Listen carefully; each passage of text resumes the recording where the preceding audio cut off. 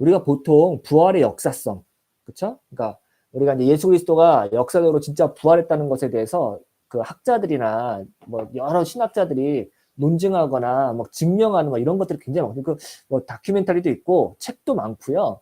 뭐 부활은 역사적 사실이다 뭐 이런 것들에 대해서 어떤 저널리스트들뿐만 아니라 신학학자들 그리고 뭐 역사학자들도 뭐 총동원돼 가지고 엄청난 그 이야기를 많이 했는데 그리고 이거는 뭐 약간의 어떤 기사거리가 되기도 하잖아요. 뭐 예수님의 어떤 피가 묻은 뭐 수의가 발견됐다든가 예수님의 빈무덤이 진짜 역사적인 어떤 고고학적인 발견됐다든가 뭐 이런 오만 가지 이런 가십거리들이 참 많이 있잖아요. 이제 그만큼 우리가 성경의 그 부활 사건에 대한 어떤 관찰 가능한 거 얼마나 우리가 객관적인 데이터를 발견할 수 있는가에 대한 사람의 어떤 관심이 아주 촉각이 발달돼 있어서 그거를 막 찾고 싶어 해요. 그래야만 우리가 어떤 그 사실을 사실로 믿는 거죠.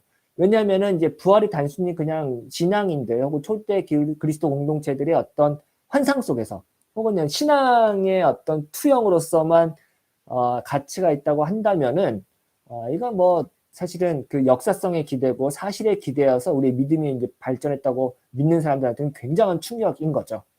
그래서 이제 부활의 사건은 이제 뭐 굉장히 다양한 방식으로 신학학자들이 설명을 하죠. 뭐 불트만 같은 경우는 이제 초대 그리스도 공동체들이 어떤 집단적인 무의식에 의해서 이제 예수 그리스도가 집단적으로 이제 발현된 거고 그런 것 때문에 이제 나온. 근데 또 이제 어떤 학자들은 야 그러면은 초대 그리스도 공동체들이 부활을 그렇게 그냥 신앙적인 의미로 해석했으면 그 사람이 진짜 예수 그리스도를 위해서 순교할 수 있었냐? 그러니까 그 초대 교회 그리스도 공동체들이 예수라는 이름 때문에 순교할 수 있었던 그것은 그 부활이라고 하는 것이 진짜 그 사람들에게는 굉장히 심각하고 진지하고 심지어 역사적 사실이라고 믿었기 때문에 목숨을 걸고 예수를 전파할 수 있었던 거다 이렇게 설명을 하는 거거든요. 그러니까 부활의 어떤 역사적 그 정당성을 이제 확보하기 위해서 여러 가지 설명을 해내는 거죠. 폴키옹 교수도 마찬가지예요. 이 책에서 보니까 예를 들어서 뭐 부활 그 성경 속에 이제 공간복음서에 나오는 부활의 기사들을 하나씩 살펴보면서 그 공통점을 설명하기도 하고요. 또 빈 무덤에 대한 설명도 하기도 하고요.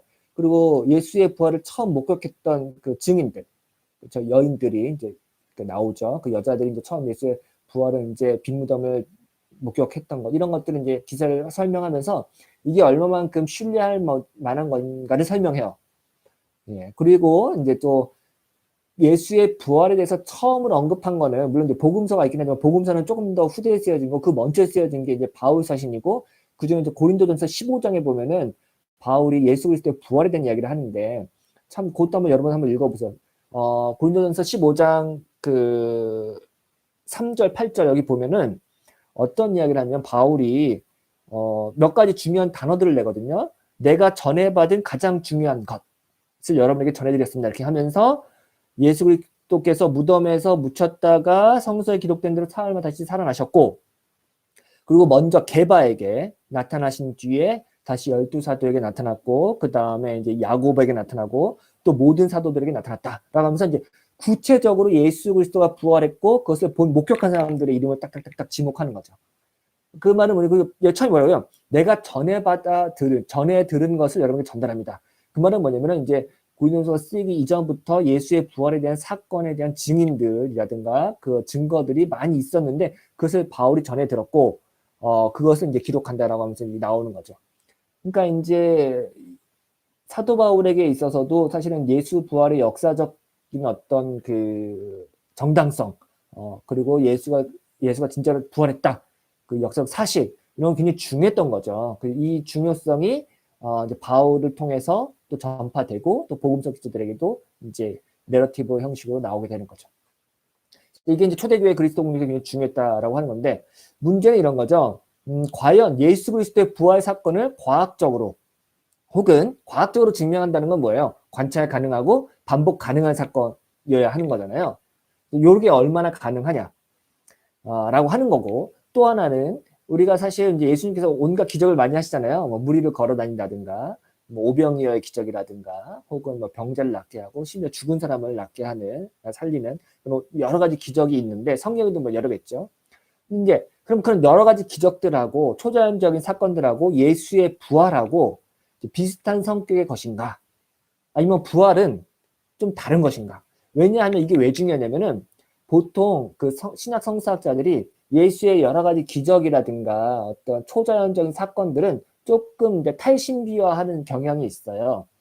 그 말은 뭐냐면 이제 오병이어의 기적이라든가 병든 자를 치유한다든가 이런 것들은 이제 조금 이제 그거를 이제 은유적으로 혹은 또 신앙적으로 해석하는 게 용인이 되는 거죠. 근데 부활만큼은, 그러니까 예수의 부활 사건만큼은 문자 그대로 믿으려고 하는 경향이 많아요. 왜냐면 이게 무너지면 그리스도교의 어떤 가장 중요한 핵심 교리가 무너지고, 그것은 사도 바울이 말한 것처럼 예수가 실제로 부활하지 않을 때 우리는 모두 다 멍청한 사람이 되는 거다. 왜냐면 우리의 어떤 실존을 거기다 걸고 있기 때문이고, 그것이 그리스도교의 굉장히 중요한 신학의 분기점이 되기 때문인 거죠. 그러니까 죄와 사망의 권세를 이기고 깨뜨리는 그 역사적 사건이 단순히 그냥 신앙으로 해석하기, 신앙을 한다는 것은 은유적으로 해석하는 거죠. 비유적으로 해석하는 거죠. 신학적으로 해석하는 거죠. 이렇게 된다고 하면은 과연 기독교의 그 서고 일어섬이 무너지고 일어서는 것이 굉장히 이제 거기에 걸려 있다고 이야기하는 거예요. 그래서 예수의 기적을 약간 신학적이거나 혹은 신앙적으로 해석하는 사람은 많아도 예수의 부활 사건까지 그렇게 해석하는 것은 사람들이 굉장히 주저하는 거죠. 그렇게 하면 이제 안 된다고 생각하는 거죠. 이게 이제 하나의 또 이슈고요. 그래서 이제 판넨베르크 같은 신학자는 그 당대에 20세기 초에 이제 자유주의의 영향을 받은 예수쌤이나 역사적 예수 연구자들이라든가 혹은 근대의 어떤 신학학자들은 예수의 부활을 이제 굉장히 은유적으로 신화적으로 해석하려고 많이 이제 했거든요. 근데 이제 이거에 반기를 들고 판넨베르크는 이거는 역사적 사실이다, 실제다, 충분히 이제 과학적으로 설명 가능하고 이 정도만 아니라 우리가 역사적 사실이라고 하는 것은 진짜로 그 사건이 일어났다고 이제 믿는 거잖아요. 그렇게 할 수 있다. 그러니까 예수 그리스도의 부활 사건은 역사 속에서 일어났고, 역사 속에서 일어났다는 것은 이미 인간의 어떤 시각적으로 혹은 우리가 다양한 감각을 통해서 포착 가능한 거도, 그 포착 가능하다는 것은 어떤 역사학적으로 혹은 과학적으로 혹은 우리가 충분히 접근 가능한 거다라고 얘기하는 거죠. 근데 사실 이제 불가능하잖아요.